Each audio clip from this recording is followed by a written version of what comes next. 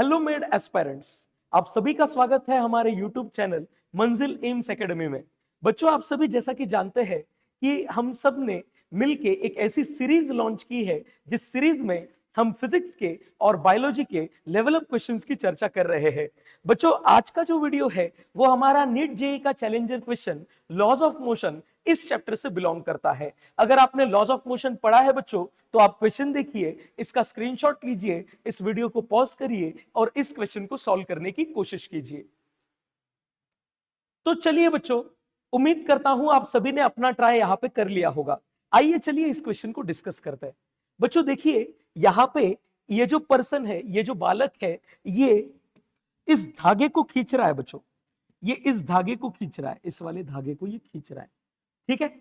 अब बच्चों, जब ये इस धागे को बच्चों कुछ फोर्स से खींचेगा तो आप समझ सकते हैं, according to Newton's third law बच्चों, मान लो मैं किसी धागे को 10 न्यूटन फोर्स से खींचता हूं तो वो धागा भी मुझे 10 न्यूटन फोर्स से खींचता है, राइट बच्चों। तो जैसे इस बच्चे ने इस धागे को खींच लिया, अब जब बच्चा इस धागे को खींचता है बच्चों, तो ये धागा भी बच्चे को खींचता है।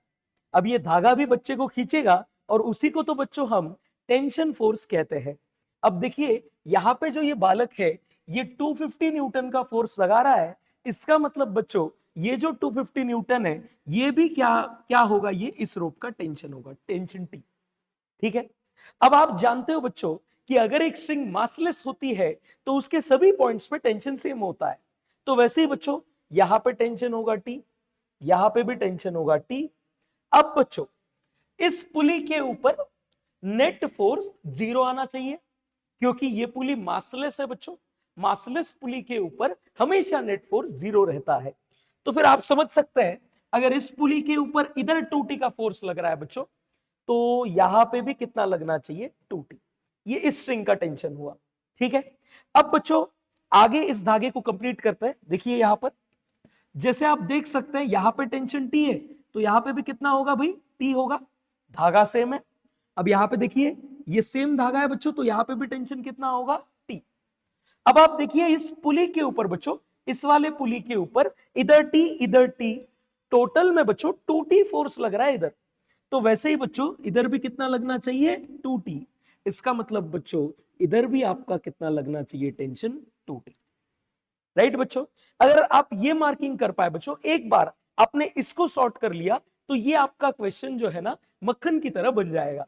देखिए आप यहां पे इस सिस्टम के ऊपर मैं इस बच्चे को और इस ट्रॉली को अपनी सिस्टम कंसिडर कर रहा हूं, तो इनके ऊपर इस डायरेक्शन में बच्चों 3t फोर्स लग रहा है, समझ रहे हो ना। ये t और ये 2t, टोटल 3t फोर्स लग रहा है बच्चों। आप ये जानते हो कि एक इंक्लाइन प्लेन के ऊपर इस डायरेक्शन में कौन सा फोर्स लगता है बच्चों, इस डायरेक्शन में लगता है mg sin theta. mg sin theta आपका इस डायरेक्शन में लगने वाला है, mg sin थीटा, ठीक है बच्चों। अब आपको कंबाइंड मास दे दिया है 100 kg, g की वैल्यू आप 10 ले लीजिए, तो देखते हैं mg sin थीटा आपका कितना बनेगा। देखो m की वैल्यू कितनी है 100, g की वैल्यू 10 और sin 15 डिग्री की वैल्यू आपको दी है 0.26। तो बच्चों ये आपका कितना बन रहा है, ये आपका बन रहा है 260 न्यूटन। तो आप समझ सकते हैं कि इस ट्रॉली पे बच्चों इधर फोर्स लग रहा है 260 न्यूटन का।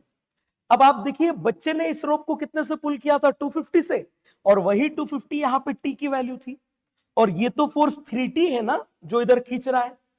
तो 3t की वैल्यू कितनी हो जाएगी भाई, 250 इंटू 3 मतलब 750 हो जाएगी बच्चों टोटल। इस सिस्टम को इधर खींचने वाले फोर्स की वैल्यू 750 हो जाएगी, इधर खींचने वाले फोर्स की वैल्यू 260 हो जाएगी। अरे हाँ है ना, ठीक है, समझ रहे हो ना, ठीक। देखो, अब देखो बच्चों, पूरे सिस्टम पे इधर 750 है, इधर 260। बच्चों नेट फोर्स कितना हुआ, आप समझ सकते हो कि ये दो फोर्स सर अपोजिट डायरेक्शन में एक्ट कर रहे हैं। सर जी, जब फोर्सेस अपोजिट डायरेक्शन में एक्ट करते हैं तो नेट फोर्स इन दोनों का सब्सट्रैक्शन होता है। सो 760 माइनस 250 बच्चों, आपका नेट फोर्स कितना बनने वाला है, 490 बनने वाला है इस कंबाइंड सिस्टम के ऊपर। 750 माइनस 260 490। तो अभी आप इक्वेशन तो भली भांति जानते हो बच्चों, net force is equal to mass into acceleration, ठीक है।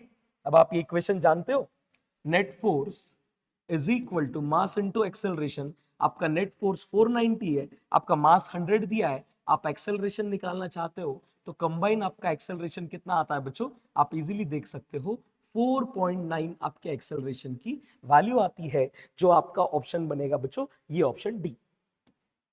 इसी तरीके बेहतरीन क्वेश्चंस बच्चों हम कंटिन्यूअसली इस सीरीज में डिस्कस करने वाले हैं। उम्मीद करता हूं आपको ये क्वेश्चन अच्छा लगा होगा और आपको इस वीडियो से बहुत कुछ सीखने मिला होगा। हमारे चैनल को सब्सक्राइब जरूर कीजिए और हमारे वीडियोस को, हमारे सीरीज को प्यार देने के लिए बच्चों आप सभी का बहुत बहुत आभार। Thank you so much for watching.